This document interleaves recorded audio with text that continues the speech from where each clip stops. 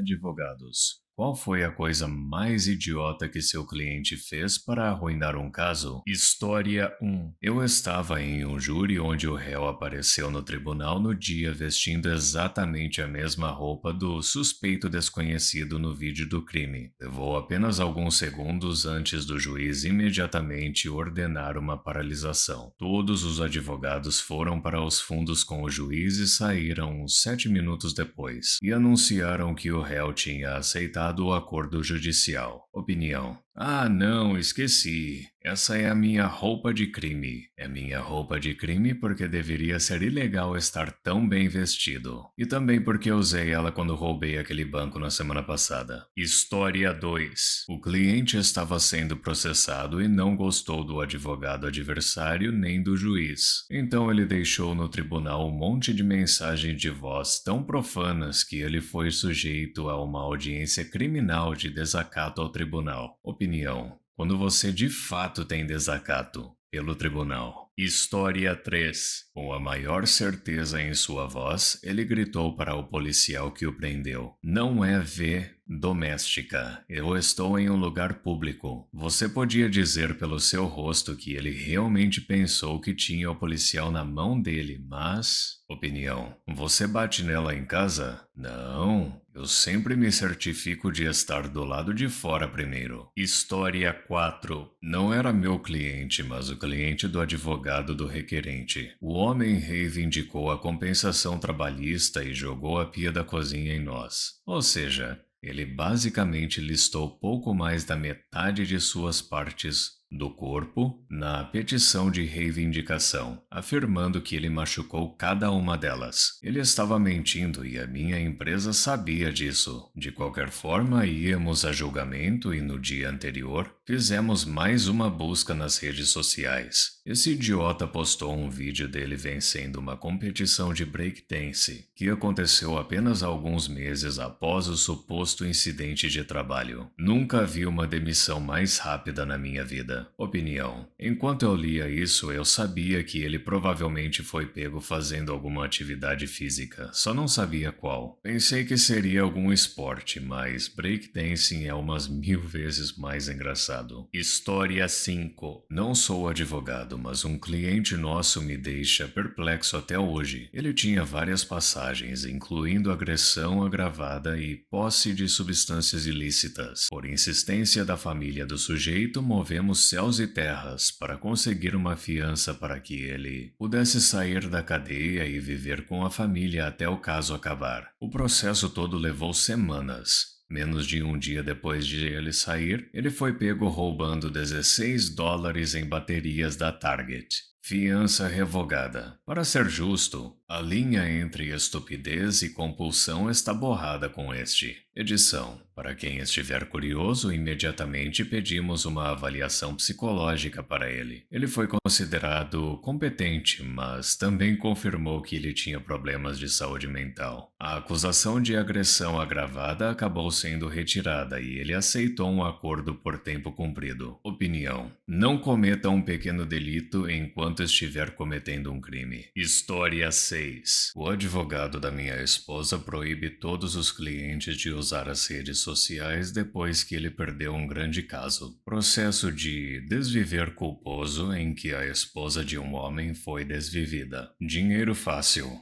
Eles estavam prestes a fazer um acordo até que o outro lado encontrou fotos dele online dentro de uma boate. Uma semana depois que sua esposa desviveu, fazendo uma lap dance, usando uma camiseta que dizia "Eu amo mulheres da vida". Aparentemente, eles não achavam que ele sentia muita dor e sofrimento pela perda da esposa. Opinião. Ele deveria ter usado uma camisa escrita "Sinto falta da minha esposa e esta é a única maneira de aliviar meu sofrimento pelo menos um pouquinho". História 7. Não aconteceu nos Estados Unidos, mas... O juiz perguntou se o réu estava arrependido. Se você demonstra arrependimento, pode ter alguma clemência. Ele respondeu não. O cara não entendeu a pergunta e quando ele não entende algo, ele geralmente diz não. Opinião. Acho besta que isso sequer seja considerado, porque é muito fácil mentir e dizer que você se arrepende. História 8. O cliente acrescentou 9 anos a uma sentença curta. Ele pegou 1 ou 2 anos por se envolver em uma corrida de arrancada, onde o outro cara bateu e feriu gravemente outra pessoa. Então, perto do fim de sua curta pena de prisão, ele tentou fugir e pegou mais 9 anos por fuga da prisão. Ele se tornou amigo do desvivedor do John Lennon na prisão de Nova York, o que foi interessante. Opinião. Ele provavelmente estava prestes a sair em uma longa liberdade condicional após 2 anos iniciais, e daí ele arruinou qualquer chance disso e recebeu a sentença completa pelo primeiro crime. Animal. História 9. Não sou advogado. Ouvi essa história de um cara com quem trabalhei. O cunhado dele se machucou no trabalho e estava processando por uma quantia alta. O caso estava praticamente aberto e encerrado. Todas as evidências estavam a favor do cunhado. Até que o cunhado começou a falar. Eles pedem para ele contar sobre o dia do acidente. O cunhado começou bem até chegar onde ele se aproximou do equipamento que o feriu. Ele disse a todos que havia um aviso dizendo que estava com defeito. O cunhado então diz que jogou fora o aviso e ligou o equipamento com defeito, pois tinha um trabalho a fazer. Aquela vitória fácil foi descartada mais rápido do que aquele aviso de fora de serviço. Opinião, sem comentários. História 10. Os piores são aqueles que pensam que são mais espertos do que são. Quando chega a hora do depoimento, declarações amplas e abrangentes de como eu nunca permitiria discriminação no meu escritório e como tenho 100% de certeza de que nunca disse isso, são uma ótima maneira de destruir sua própria credibilidade. Se você disser essas coisas, se prepare para ser destruído pelo advogado adversário e finalmente transformar um caso bobo de valor baixo em algo que vai custar 6 dígitos. Moral da história. Se você vai ignorar o dia inteiro de preparação para o depoimento que eu fiz com você só para proteger o seu próprio ego frágil no registro, pelo menos faça a cortesia de me dizer para eu largar o caso antes do julgamento. Opinião. Como regra geral na vida, quando possível, faça o máximo de preparação com antecedência que puder dentro do razoável. E é claro, ouça os conselhos do seu advogado. História 11. Eu tinha um instrutor que era promotor. Ele chamou uma testemunha que tinha visto tudo e tinha interesse em ver o réu punido. Era causa ganha. Ela pensou que estava na TV. Ela exagerou em cada palavra. Embelezou completamente a recontagem dos eventos. Não mentiu, mas ela era o centro de sua versão dos eventos. Dava para ver os membros do júri ficando bravos minuto a minuto. E no final ele perdeu o caso. Opinião. Um caso literal em que dizer apenas os fatos, senhora, era necessário. História 12. Eu estava defendendo um cliente que foi acusado de violação de marca registrada. Ele achava que sabia mais do que o advogado designado para o caso dele. E então foi ao site da empresa dele para se defender, basicamente confessando o que fez e alegando que não era contra a lei e que a proprietária da marca registrada era uma bebê woke, que precisava aprender a lei ou voltar para a cozinha fazer um sanduíche para o marido. Queria poder dizer que eu estou brincando. Eu estava a 1 e-mail de negociar um acordo que permitiria o uso contínuo da marca do reclamante com restrições limitadas e uma taxa muito baixa. Ela viu o site dele. Nos mandou ir para aquele lugar e levou isso até um juiz. Meu cliente perdeu. Muito feio. Sua falta de autocontrole lhe custou milhares de dólares. Opinião. Quando seu advogado mandar você ficar de boca fechada, obedeça. História 13. Não sou advogado. Trabalhei em uma empresa. Reivindicação de indenização trabalhista. O cara cai no trabalho e alega que machucou muitas partes diferentes do corpo. Ombros, joelhos, costas, etc. Dizemos a ele para ficar longe das redes sociais. Sem problemas. Ele não usa redes sociais. No julgamento, ele diz ao juiz que costumava ser instrutor de aula de spinning, mas desde o acidente ele não pôde mais dar aulas. Só que ele continuou a dar aulas depois de ter se machucado. Isso foi provado pelas horas